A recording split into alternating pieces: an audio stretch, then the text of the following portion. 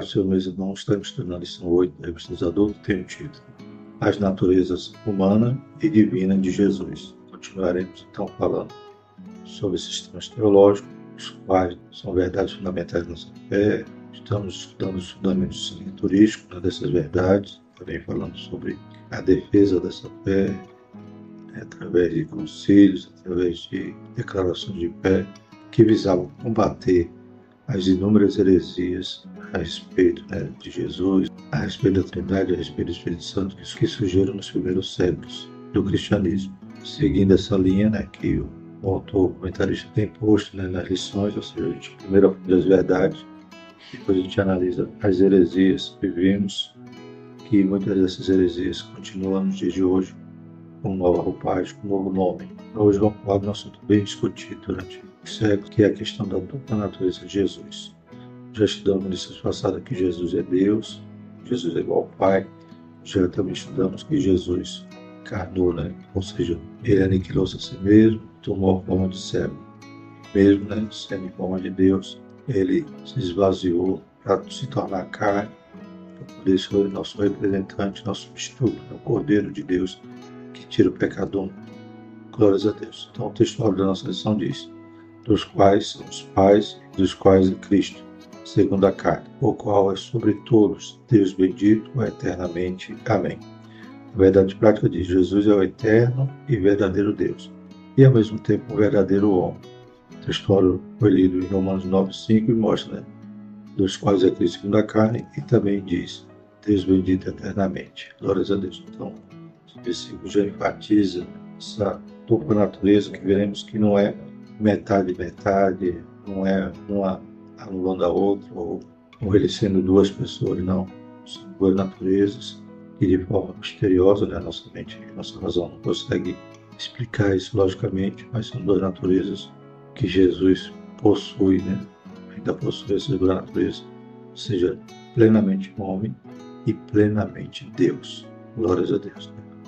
Às vezes alguém fala que é 100% homem, 100% Deus. Até essa explicação pode embarcar, algumas heresias surgiram no passado, porque 100 mais 100 dá 200%. Seriam dois. Eu acho que o correto é dizer plenamente Deus, plenamente homem. Como diz aqui na nossa verdade prática, verdadeiramente Deus, verdadeiramente homem. Glórias a Deus, é mistério, A gente recebe pela fé conforme as Sagradas Escrituras revelam, mas não tem como explicar com a razão. E essa tentativa, às vezes, de explicar com a razão é que gerou-se tantas heresias, como veremos aqui na lição. O texto bíblico se encontra em Romanos 1, de 1 a 4, Filipenses 2, 5 a 11. Romanos 1. Paulo, servo de Jesus Cristo, chamado para apóstolo, separado para o Evangelho de Deus, o qual antes havia prometido pelos seus profetas nas Santas Escrituras, acerca de seu filho, que nasceu da descendência de Davi segundo a carne, declarado Filho de Deus em poder, segundo o Espírito de santificação, pela ressurreição dos mortos, Jesus Cristo, nosso Senhor. Filipenses 2, de sorte que haja em vós o mesmo sentimento que houve também em Cristo Jesus, que sendo em forma de Deus, não teve por usurpação ser igual a Deus, mas aniquilou-se a si mesmo, tomando a forma de servo, fazendo-se semelhante aos homens. E achado na forma de homem, humilhou-se a si mesmo, sendo obediente até a morte de cruz. Pelo que também Deus o exaltou soberanamente, e lhe deu um nome que é sobre todo nome, para que ao nome de Jesus se dobre todo joelho dos que estão nos céus e na terra e debaixo da terra, e toda língua confesse que Jesus Cristo é o Senhor, para a glória de Deus Pai. Louvado seja o nome do Senhor. Os objetivos da lição serão apresentar o ensino bíblico da dupla natureza de Cristo, mostrar as heresias contra esse ensino, vamos falar sobre o nestorianismo e monopisismo, e identificar o perigo dessas heresias hoje. Então nós não vamos estudar todas as heresias que surgiram, mas nós vamos focar nessas duas e ver a questão dessa nova roupagem, como ela atua hoje, como ela aparece nos dias de hoje. A introdução diz o seguinte: uma vez estabelecida definitivamente a cristologia em Nicéia e a Trindade em Constantinopla, surgem novas especulações teológicas em torno da natureza de Cristo, humana e divina. Essas controvérsias deram origem ao Concílio de Calcedônia, 451. Hoje é um bairro em Istambul, na Turquia.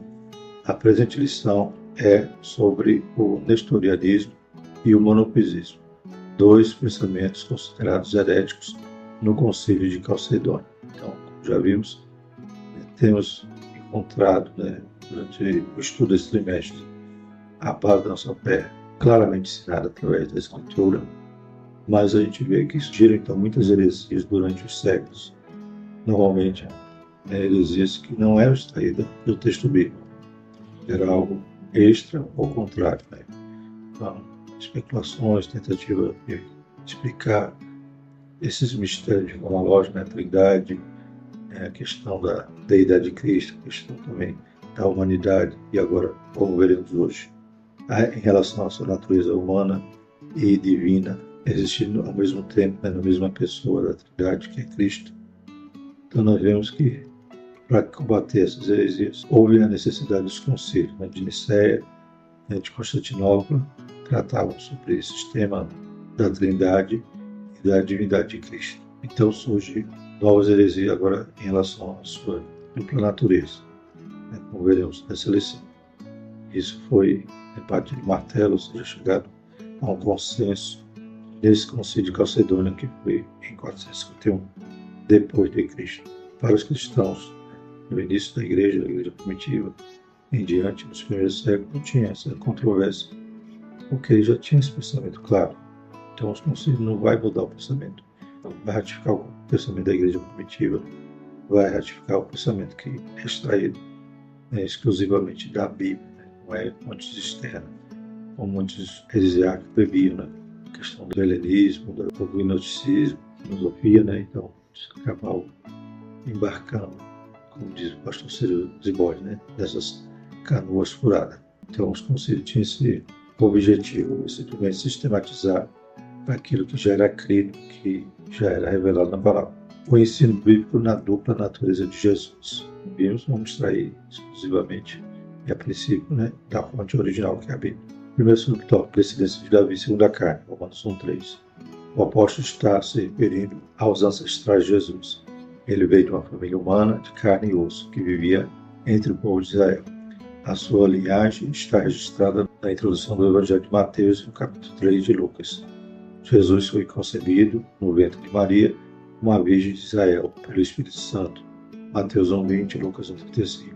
Aí está o elo humano-divino das duas naturezas do Senhor Jesus. Então já estudamos sobre a encarnação de Cristo, que só voltando a lembrar que havia esse aspecto, uma família, uma genealogia, no cumprimento das profecias, havia claramente essa natureza humana confirmada na Bíblia, não como vimos em estudo passado sobre heresias, até que dizia que Jesus não poderia se tornar carne, que a divindade não se mistura com essa carne, que dizia que os filósofos, é o cárcere da alma, é algo tão impuro que Deus jamais ia se tornar carne.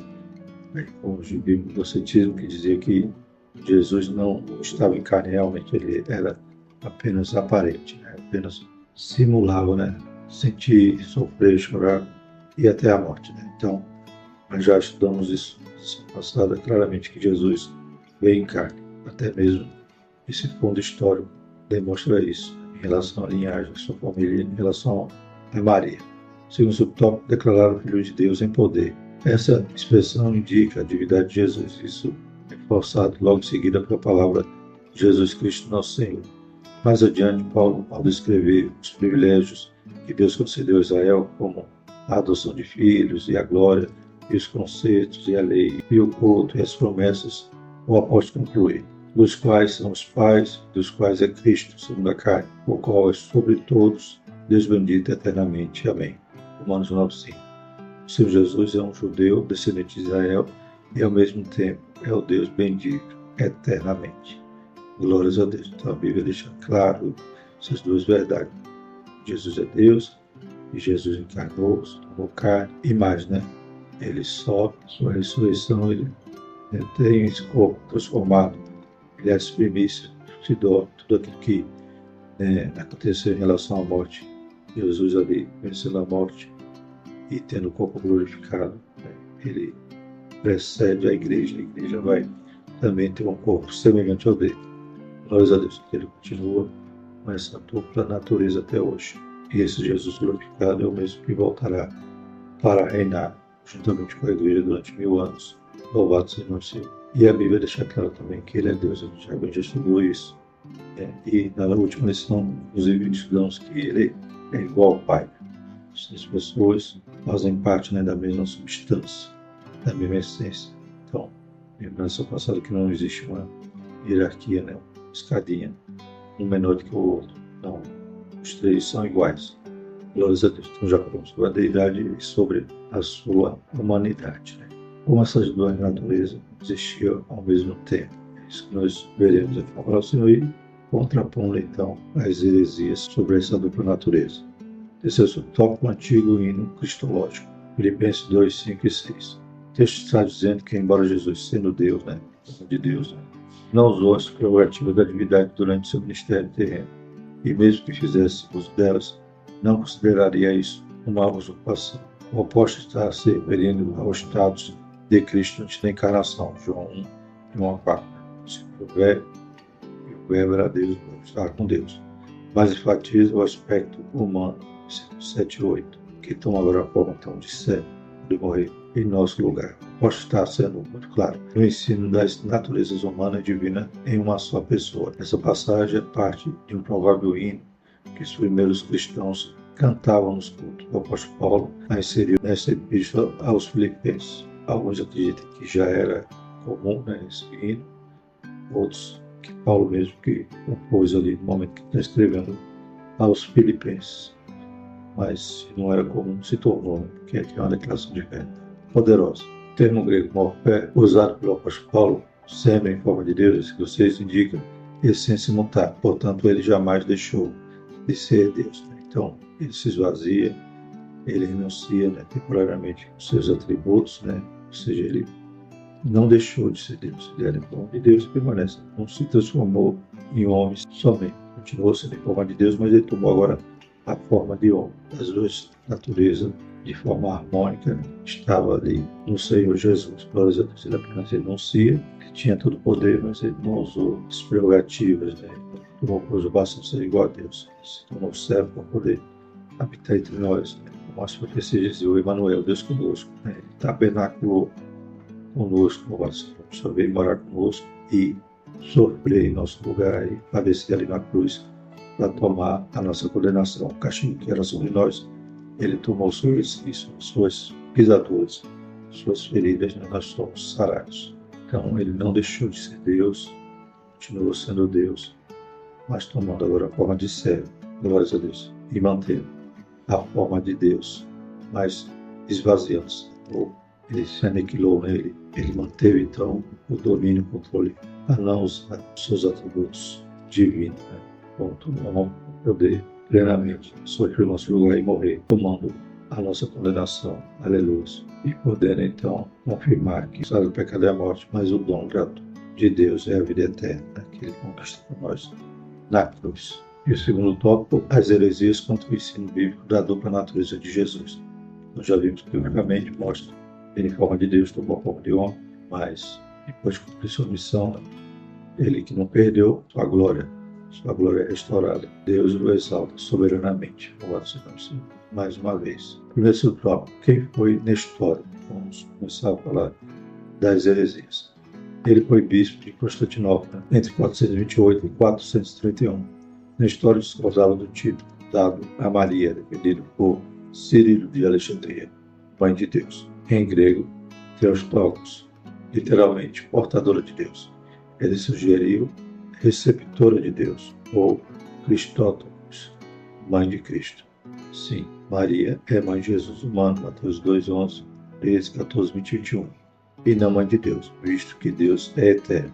Salmo 92, 40 e 28. A expressão adotada por Cirilo era uma contradição em si mesma. Embora a posição na história fosse bíblica e teologicamente correta, a popularidade do termo mãe de Deus de Cirilo impediu o êxito do tema e da explicação de Nestor. A preocupação dele era menos com a mariolatria e mais com as ideias do arianismo. Então, há um fundamento, né, certo, né, no que Nestor ensinava, a questão de que Maria não era a mãe de Deus, ela era a mãe de Jesus Cristo, mas ela não tem como ser a mãe de Deus, pois ela é uma criatura, né? Ela não se iguala a Deus, ela não tem poder como a mariolatria vai dizer. Mas a gente vai ver agora o desvio doutrinário que levou também parte de algo certo, né? Essa questão que ele defendia, combatendo ali Cirilo, que queria dizer então que Maria era mãe de Deus, das duas naturezas. Partindo desse ponto, né, que a história vai demonstrar que não, ele acaba errando, dizendo que a dupla natureza seria como se fossem duas pessoas, sendo Jesus seria duas pessoas. Né? Lembra disso? 100%, mais 100%, que acaba podendo gerar também essa confusão. Muitos pastores vão falar 100%, 100%. Eu prefiro falar plenamente Deus, plenamente homem. Então, o segundo subtópico, nestorianismo. A história defendia a formalização dos pais niceno, a divindade de Cristo e a humanidade definida no credo niceno constantinopolitano, em 381. Segundo o pensamento nestoriano, as duas naturezas de Cristo, a humana e a divina, eram duas pessoas. Né? Então, ele cria, né, na Trindade, cria essa formulação dos conceitos, né, em relação à Trindade, cria na humanidade, cria na divindade de Cristo. Porém, ele erra quando acredita que eram como se fossem duas pessoas, né? E não as duas juntas, né? E plenas, né? Interessante que se você colocar 100 mais 100, parece que dá 200, 200% quer dizer 2. Claro que os pastores não estão cometendo heresia quando falam isso. É apenas um pensamento que a gente tem que tomar cuidado, né? Senão a gente vai estar como um Nestor nesse sentido. Então, uma heresia aqui, como essa de Nestor, que dividia, né, as naturezas, então são duas pessoas, havia heresias que fazia metade, né? Então, ele era 50% mais 50%. Então, mais uma vez, a percentagem atrapalha, né? Mas só que a Bíblia diz que ele era pleno homem, pleno Deus. Uma natureza não anulava a outra, e ele era as duas coisas ao mesmo tempo. Glórias a Deus. Bom, não cabe na matemática, não cabe na percentagem. É mistério. Acabou na história, confundindo seu ensino, dizendo que eram como se fossem duas pessoas. Então, ele cria todas as outras coisas, mas acabou gerando esse erro doutrinário, né? Talvez ele nem queria ensinar isso, mas acabou gerando essa confusão daqueles que propagavam seus ensinos. Essa foi a acusação contra ele. A ilustração nestoriana era a comparação de marido e mulher. Seria uma só carne. Gênesis 2:4. Essa alegada afirmação nestoriana foi considerada heresia para o concílio de Éfeso, em 461. Ele foi condenado por esse concílio, que o declarou herege, e o imperador o exilou. Ele começa bem, né, ensinando a questão, diz que ela é defendida da mãe de Deus, separa nessa questão, mostra que existe duas naturezas. O erro dele foi dizer que eram duas pessoas. Então, Jesus é uma pessoa só, com a natureza. Vamos falar de outra heresia, o monofisismo. O termo vem de duas palavras gregas, monos, que é único, e physis, natureza. Seu principal expoente foi Eutico, também conhecido como Eutique. Essa doutrina afirma que as duas naturezas de Cristo são fundidas em uma só natureza amalgamada. No sentido de amalgamar, não se trata de união, mas mistura, fusão. Assim seria uma só natureza híbrida, que nem totalmente Deus e nem totalmente homem. Essa doutrina foi condenada no Concílio da Calcedônia em 451. Então, mais uma heresia que agora vai misturar a natureza, como se fosse metade, e só que estão unidas para formar a pessoa de Cristo. Essas naturezas, como diz a heresia, não estariam fundidas, misturadas. Vamos ver a comparação que eles faziam. Ilustração. O bronze é uma liga de cobre e estanho, de modo que nem é cobre nem estanho, mas outro metal. Quanto a cor verde, é uma mistura das cores azul e amarelo. Assim como o bronze não é cobre e nem estanho, e o verde não é azul e nem amarelo, da mesma forma, de acordo com o Eutico, as naturezas de Cristo não são divina nem humana. Então, havia essa mistura, como ele imaginava, como a mistura desses elementos metálicos. A resposta bíblica. Segundo a Bíblia, o Senhor Jesus é perfeito quanto à divindade e perfeito quanto à humanidade. Romanos 9:5, Filipenses 2:5-11. Então, já viu que, biblicamente, temos essa revelação. Só que as heresias surgem da cabeça, né? Pessoas talvez começam de forma honesta, mas acabam tentando racionalizar um mistério, explicar algo que não cabe na razão humana, né? O quarto subtópico diz o Concílio de Calcedônia. A gente já viu que todas essas duas heresias foram combatidas, debatidas ali nesse concílio. Essa formulação teológica fala das duas naturezas de Cristo em uma só pessoa, que diz as propriedades de cada natureza permanecem intactas, ocorrendo para formar uma só pessoa e subsistência, não dividido ou separado em duas pessoas, mas um só e mesmo Filho unigênito, Deus Verbo, Jesus Cristo Senhor. A encarnação do Verbo não é a correção ou tramitação de Deus em homem, nem de homem e Deus. A distinção é precisa entre natureza e pessoa.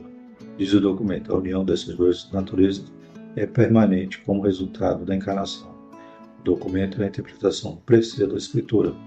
Isaías 9:5, João 10, 30, 37. Então, a partir do momento que Jesus encarnou, daí para a eternidade, ele possui, então, agora essas duas naturezas, que, inclusive hoje, ele sobe ao céu com essa natureza humana e a divina, que sempre foi dele, nunca perdeu, nunca transmutou, nunca misturou, nunca se transformou numa coisa ou no outro. Ele sempre permaneceu plenamente Deus e plenamente homem. Não dois, nem metade, mas dois em um, ou seja, as duas naturezas subsistindo a partir da encarnação na pessoa de Cristo. Louvado seja o nome do Senhor, plenamente homem, plenamente Deus. E o terceiro tópico, então, fala sobre o perigo dessas heresias na atualidade. Falar primeiro sobre os monofisistas. Quando a doutrina monofisista foi rejeitada juntamente com o nestorianismo, houve reação. Jacob Baradeus, que viveu de 500 a 578, o monge sírio, liderou o grupo monofisista, preservou a tradição sírio-monofisista, conhecida como a tradição jacobita.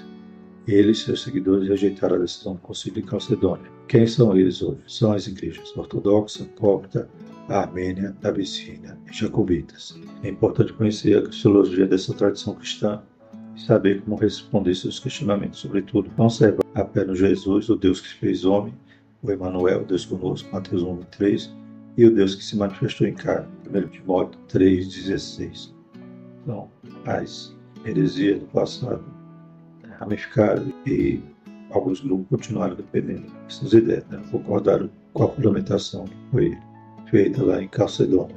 E a gente vê então essas igrejas que ainda creem dessa forma, que as duas naturezas de Cristo estão misturadas, nem é plenamente homem, nem é plenamente Deus, mas uma natureza mesclada. Eu vou falar sobre o kenoticismo, segundo subtópico, do verbo grego keno, significa esvaziar, Filipenses 2:7. A doutrina kenótica afirma que Jesus, enquanto esteve na terra, esvaziou a si mesmo dos atributos divinos. São duas linhas principais. O verbo possuiria os atributos divinos, mas escolheu não os usar, e as prerrogativas da deidade foram usadas mais na submissão do Pai e na direção do Espírito Santo. Entendemos que, sem atributos divinos, Jesus é menos que Deus. O kenose é o esvaziamento de Cristo. Isso foi uma condição para ser messiado, por isso ele abriu mão de sua glória celeste. João 17:5. Jesus revelou sua natureza divina enquanto esteve na terra. Ele agiu como Deus, pois perdoou pecados. Marcos 2:5-7, Lucas 7:48. Recebeu adoração, Mateus 8:2, 9:18, 15:25, João 9:38. Repreendeu a fúria do mar, Mateus 8:26, 7, Marcos 4:39. Somente Deus tem esse poder. Salmo 65:7, 89:9. Então Jesus nunca deixou de ser Deus. Embora, diz lá, Filipenses se esvaziou, mas ele continua na forma de Deus, como já falamos. O kenoticismo, essa kenose quer dizer que ele se esvaziou, só que alguns vão interpretar errado, vão dizer, não, Jesus, quando esteve na terra, não era Deus. Ele se tornou plenamente homem, se transformou depois de Deus, depois os atributos divinos. Permaneceu com os atributos. Como vimos nesse versículo, ele usou desse atributo. É claro que esses atributos que eram deles, que ele não perdeu, ele se limitou, ele escolheu a tomar a forma de servo, ele escolheu se aniquilar, como diz a palavra, como diz em Filipenses. Mas ele continuou plenamente Deus, a forma de Deus, agora tomando a forma de homem, não deixando de ser Deus e não sendo plenamente homem, para poder tomar o nosso lugar na cruz. Então, esse esvaziamento de Cristo significa isso. Ele renuncia temporariamente para poder se tornar carne, mas ele demonstrava a sua deidade através desses grandes milagres e sinais que ele operou, e só Deus tinha esses atributos: receber adoração, perdoar pecados e operar as maravilhas que ele operou. E por último, o terceiro subtópico fala sobre a mariolatria. catolicismo romano adotou o termo Mãe de Deus, de Cirilo, ou seja, um pensamento antibíblico que se desenvolveu numa teologia e permanece até hoje por conta da sua popularidade. Com isso aprendemos que o que parece certo e a escolha popular nem sempre representa a verdade. Atos 8, 9 a 11. A gente vê que nessas controvérsias todas na história tentou combater essa questão da mariolatria, que estava começando ainda, mas acabou picando. Na história errou, quando ele vai tentar explicar, Cirilo também estava errado, e vimos que no Concílio de Calcedônia, então, que chega ao consenso dos bispos de uma formulação plenamente bíblica a respeito da dupla natureza de Cristo, combatendo as heresias acerca de tal ensino. A conclusão da nossa lição diz o seguinte: o Concílio de Calcedônia 451 reafirma os dois concílios anteriores, o de Nicéia 325 e o de Constantinopla em 381, ratificando os credos produzidos por esses conclaves gerais, estabeleceu definitivamente as duas naturezas de Cristo. Na realidade, eles apenas sistematizaram o que a Bíblia já ensinava. Vimos que a gente parte sempre, a respeito dessas verdades, a gente parte sempre do ensino bíblico. A melhor maneira de se proteger dessas e de outras heresias é conhecer bem o que acreditamos, os ensinos oficiais de nossa igreja e seus respectivos fundamentos bíblicos. Isso serve como nosso referencial quando nos deparamos com doutrinas inadequadas. E nós também, de forma sistemática, temos a nossa declaração de fé, que traz as referências dos textos bíblicos, confirmando aquilo que cremos. Então, tem que estudar, tem que conhecer, para combater as heresias errais, quando não examinar a Escritura. Louvado seja o Senhor. A declaração de fé apenas sistematiza o que já está na Bíblia. Como vimos, a gente partiu da Bíblia e chegamos a essa conclusão, em contraste às heresias desses primeiros séculos da Igreja e que perduram até hoje, felizmente. E a próxima lição: Jesus viveu a experiência humana. Glórias a Deus. Vamos orar? Louvado seja o Senhor. Maravilhoso Deus, te louvamos, te agradecemos, Pai, pela tua palavra, pela tua revelação, que é clara, Pai, que nos ensina, que nos dá direção. Aleluia, em todo caminho. Nós não estamos tateando, achando caminho, mas temos lâmpada e luz para nossos pés. Deus poderoso, que o Senhor possa nos ajudar a cada dia mais te conhecer, conseguir conhecer, para que a gente não esteja sujeito a nenhum vento de doutrina. Deus poderoso, abençoa a tua igreja, abençoa a escola dominical. Nós te louvamos por tudo isso e te agradecemos, Senhor. Amém. Que a graça do nosso Senhor Jesus Cristo, o amor de Deus e a comunhão do Espírito Santo permaneça sobre nós, hoje e sempre. Amém.